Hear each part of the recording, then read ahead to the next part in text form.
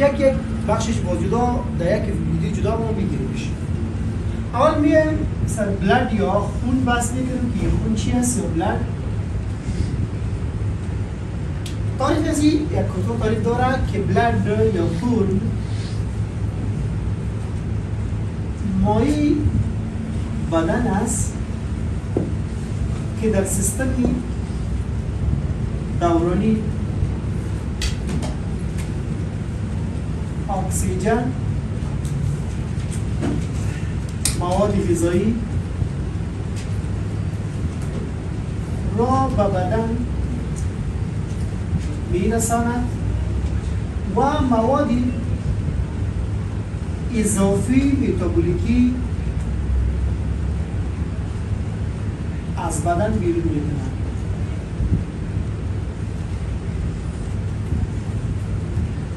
یعنی هر موادی که در بدن موجود است، یعنی مایع در بدن موجود است، این به شکل یعنی تمام انساج بدن این مواد غذایی میرسانه، اکسیژن میرسانه، پس برعکسش مواد متابولیکی یا مواد اضافی بدن، مواد غیر ضروری از بدن بیرون میکنه. این وظیفه بدنش است.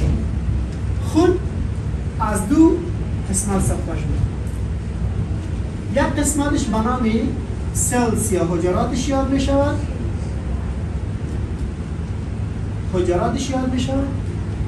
و بخش دومش به نام پلازما یاد می شود. سلز حجرات کدام حجرات است؟ این مهم است که بفهمید شما.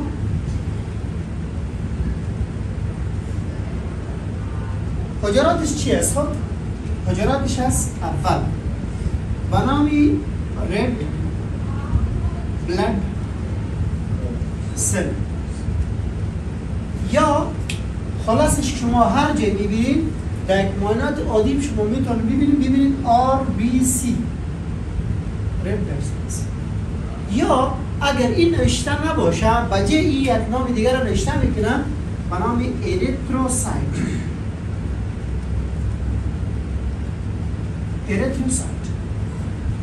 یا اگر به زبان عادی ما میگیم حجراتی سرخی، این اسم یک شکل داره، شکلی مقارن طرفین داره یا بایکن کیف شکل داره. این اسم یک شکل داره.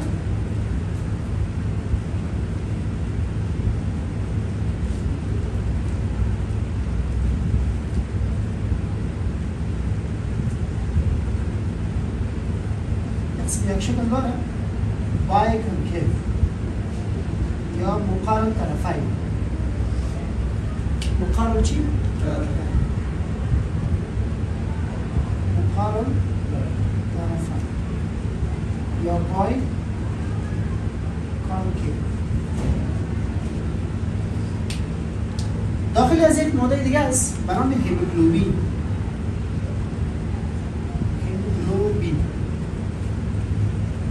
وظیفه اصلی از چی است؟ وظیفه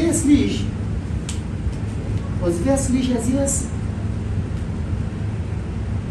انتقال اکسیژن است. دارین مهم است. یک حجره دومش به نام WBC یا White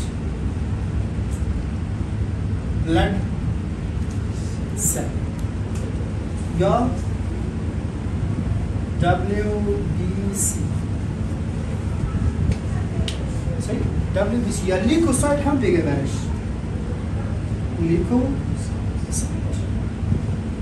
یا حجراتی سفیدی.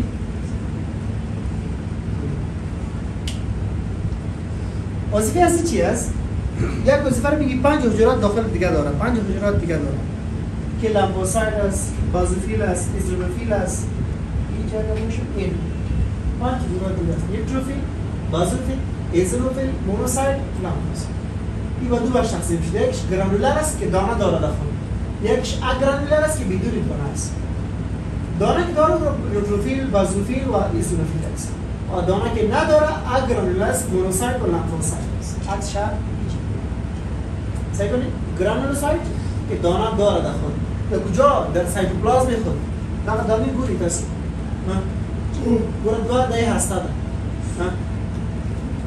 ده دی هسته ده گوره دی دانی این هستهش این دانه هایش این بنامی نیوتروفیل، بازوفیل، ایزولوفیل و دانه که در خود نداره یعنی یک حجرهش کل محیط گرفته کل سایتوپلازم گرفته هستهش چه قدر کلان است این برای لامفوسایت میشه و ماکروفاژ اینی این چی است؟ مونوسایت است این دیگه که مونوسایت است یا از خون که برآمد به انساج رفت بنای ماکروفاژ میشه یعنی به انساج که رفت کجا؟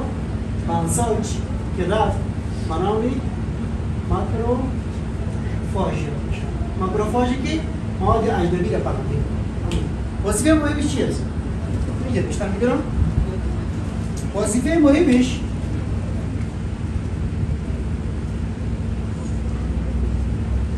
دفاع بدن غیر ما میگیم ملیتری یا فوج در بدن داره ساتونی در بدن سه فوج استوی سیستم ساتونی سپینه بچرات است واسه چی؟ بچرات سفیدی خون در دی مهم است سومش است ترومبوسایت میگیم ما برش ترومبوسایت سوم بچرات سومی هستی ترومبوسایت یا صفحات دمویه برش میگیم صفحات دمویه این چی میکنه؟ این مهم وظیفه در لخته کردن خون میکنه نمیمونه خون لخته شد صحیح؟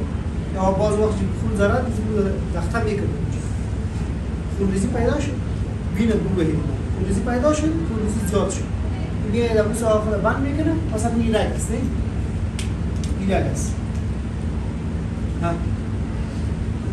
این رگ است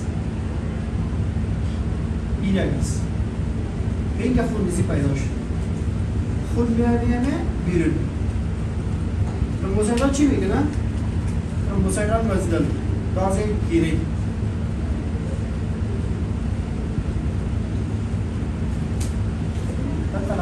چی بینن؟ اینه بود وظیفه ترومبوسایت به لخته کردن خون اینی شکلش هست اینی ترومبوسایت پلیتلت هم دیگه برش پلیتلت یا ترومبوسایت هم دیگه برش اینجا پلیتلت هم نوشته میکنه ما بکنیم پلیتلت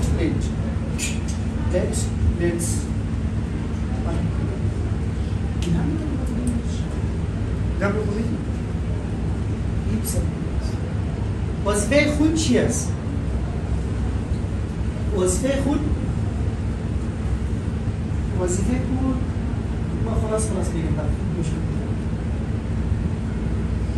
وظیفه خود انتقال اکسیژن به انساج است نزجون هستی نزجون مکسرون هست چی بریم حقیقت اکسیژن انتقال مواد غذایی به انساج است مواد غذایی نیست که میخورید تو کربوهیدرات و شرم پروتئین و این کلش به انساج میبره اطراح کردن مواد اضافی از بدن هر مواد اضافی که گرچه از سیستم لامفاوی بیاد به سیستم دورانی سیستم قلبی وی یا از بدن میگیره از بدن میگیره سوم دفاع گپ مهم دفاع لخته کردن خون زیاد خونریزی پیدا شد این لختهش میکنه انتقال هورمون که تولید میشه هورمون جنسی مردانه و زنانه که تولید میشه خون تولید میبره انتقال میکنه از یک به جای دیگر در تنظیم درجه حرارت بدن رول داره درجه حرارت که تنظیم بشه مرکز کنترلش در هایپوتالاموس است که کنترل میکنه نظر با مواد که بدن چقدر مواد بگیره چقدر اضافه از بدن بیرون بکنه کنترلش که بشه بخشی دومش که من میگم برام پلازما یاد میشه